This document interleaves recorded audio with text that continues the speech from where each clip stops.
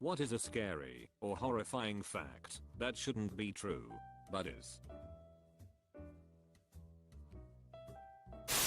Some monks used to endure a spiritual practice whereby they eliminated all their body fat through diet and exercise, ate wood lacquer tea to kill off internal bacteria, then sealed themselves in a tomb holding a string attached to a bell.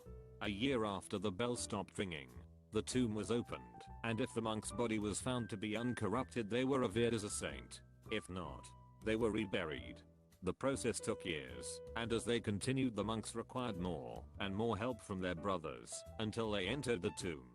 And the whole time you'd hear bells ringing from the nearby tombs as the monks inside slowly wound down the last days of their lives, voluntarily poisoned, starved, and buried alive for a chance at sainthood.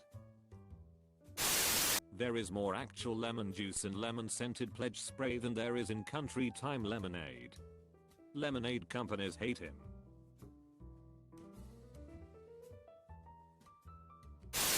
In the NT Australia, I remember seeing a government warning that crocodiles inhabit the area. Among the few bullet points of advice on the sign, the last one read, "If they see you, it is already too late." The last one read, "If they see you, it is already too late." Really sweet of them to put this warning last.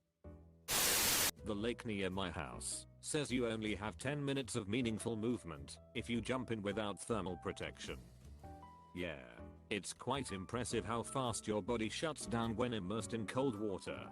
We went sailing across the Baltic when I was younger, and off the coast of Finland decided to have a swim off the side of the boat. The water wasn't that _cold 6 or 7 degrees C, but it really didn't take long for muscles to start getting too cold to work and cramp up, and I can easily believe you might end up in a state unable to climb back up the ladder on the boat and drown. 6 or 7 degrees is pretty damn cold if you haven't got a wetsuit. Snails have thousands of teeth. And apparently there's one who can grow their body back after decapitation. Do you mean one snail species who can do that? Or one particular snail who we still haven't managed to finish off? 60% of murders are unsolved here in Pakistan.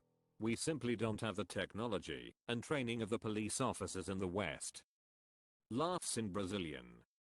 Cries in South African. Fatal insomnia. I learned it from this other post. I hope I get to sleep tonight. That reminds me about a guy who documented the whole process. Every time he tried to go to sleep, he would jolt himself awake involuntarily, and he would slowly go insane, making several videos mumbling crazy theories and stuff before eventually passing away. The idea of slowly going insane because of the lack of sleep is so peeping terrifying to me. That's been happening to me almost every night all of a sudden, so I take comfort in knowing when I lay down to go to sleep tonight and jolt myself back awake, this is what I will be thinking about. A single female tiger killed 432 people in India. No wonder she was single. She thought she was a cougar. If a person gets bitten by an animal who has rabies, he will continue to live on a normal life for 12 weeks. And after the symptoms develop, there is no way he's making out alive. You'll know you're gonna die. Longest reported case of rabies incubation was 25 years. Undefined. Which is so rare that it only happened once. One of the experiments the Japanese did during WW2 at Unit 731 was cutting off limbs of living, waking people without anesthesia, and sewing those limbs onto other prisoners. They also infected male prisoners with various infectious diseases, then forced them at gunpoint to rape pregnant prisoners to see if the disease would transmit to the baby. They also put people in decompression chambers to see the effects on the human body. I believe they also cut off limbs of prisoners after giving them frostbite to see if they felt pain. They called victims wooden boards. They also raped female prisoners unless they were infected with contagious sexual diseases. Then they nicknamed them jelly buns for how their vaginas looked. Pigs can dispose of a body with relative ease. Actually, pigs will eat everything except the teeth. Lobsters on the other hand will dispose of the whole body. I knew those damn ocean roaches were up to no good. Over 150 dead bodies of climbers are still on Mount Everest. Tourism at Mount Everest in itself is just peaked up on so many levels. Into Thin Air is a great read on the topic. I read Into Thin Air on a happy beach vacation, and it impacted my mood for the rest of the trip. Geez, was that horrifying. There are more Panda Express locations in the world than actual panda bears. This is outrageous. It's unfair. When you get a sunburn, your cells are dying to avoid becoming cancerous. Antibiotic resistance. In 2010 I got a MRSA infection. Spent 6 weeks in and out of hospital, ending in organ failure and sepsis, nearly died. 2 months later I was back in again. 2 months after that I was back again. On my third admittance they had run out of antibiotics to give me. The doctors researched for hours to find something they could try. Dug up an old antibiotic with terrible side effects and tried it. It didn't work. Luckily one of the ones I had previously tried and had a bad reaction to during sepsis. So probably not the medication they tried again, and it worked. But being deathly ill while the doctors have no idea what to give you is a scary place to be. Every single year, there are thousands of people in the US alone who disappear. Most of them show up again. Usually the next day, but sometimes a few days, a few weeks, or even a few months later. However, out of these thousands of people, there are roughly 150 people every single year who disappear and simply never appear again. Nobody knows what has happened to those people. They might be dead. They might not be. We simply don't know. People forget sometimes just how big the world is. There are still a lot of uninhabited spaces where someone can die and simply not be discovered.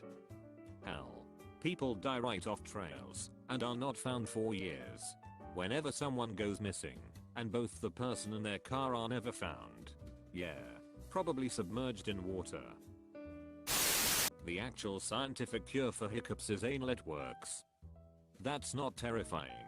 That's useful information. In Mississippi and some parts of Florida, there is a bacteria in the water at the coast that will literally eat your flesh off of you. Florida is much safer than Mississippi though. At least, in that aspect. There is a mosquito in Florida that, when it bites you, can make your brains well inside your skull and can possibly kill you. Within 3 days of death, the enzymes from your digestive system begin to digest your body. Backquote, pack it up boys. We're done air. All these comments will be read by a robotic voice and played on YouTube. This will also cause many students to procrastinate by listening to that video. This comment will be edited out of the video. And this one, undefined. An unbelievable number of people who die of dehydration do so with a fair amount of fresh water in their possession. Yep, knew somebody that died this way due to horrible headaches caused by an undiagnosed brain tumor found during her autopsy that were so painful she threw up to the point of severe dehydration and died in her apartment right next to the sink. Oh, wow. I was just thinking about people hiking in wilderness areas. I wasn't even touching the idea of disease and illness. There are at least 2 genocides taking place right now on this planet, and dozens have happened since WWII ended. The world didn't care about Nazi Germany until the Nazis decided they wanted to expand Germany and create more living space. Had they simply cleansed the Jews without bothering to expand, no one would have stepped up against them. Khaled El-Masri is a German and Lebanese citizen who was mistakenly abducted by the Macedonian police in 2003 and handed over to the U.S. Central Intelligence Agency CIA. While in CIA custody, he was flown to Afghanistan, where he was held at a black site and routinely interrogated, beaten, strip-searched, sodomized, and subjected to other cruel forms of inhumane and degrading treatment and torture. After El-Masri held hunger strikes, and was detained for 4 months in the salt pit. The CIA finally admitted his arrest and torture were a mistake and released him. He is believed to be among an estimated 3,000 detainees whom the CIA abducted from 20,000,000 and 12,005. In May 2004, the U.S. ambassador to Germany, Daniel R. Coates, convinced the German Interior Minister, Otto Schily, not to press charges or to reveal the program. El-Masri filed suit against the CIA for his arrest, extraordinary rendition and torture. In 2006, his suit El-Masri v. Tenet, in which he was represented by the American Civil Liberties Union ACLU, was dismissed by the United States District Court for the Eastern District of Virginia, based on the U.S. government's claiming the state secrets privilege. The ACLU said the Bush administration attempted to shield its abuses by invoking this privilege. The case was also dismissed by the Appeals Court for the Fourth Circuit. And in December 2007, the United States Supreme Court declined to hear the case. On the 13th of December 2012, El-Masri won an Article 34 case at the European Court of Human Rights in Strasbourg. The court determined he had been tortured while held by CIA agents and ruled that Macedonia was responsible for abusing him while in the country and knowingly transferring him to the CIA when torture was a possibility. It awarded him compensation! Which was for people.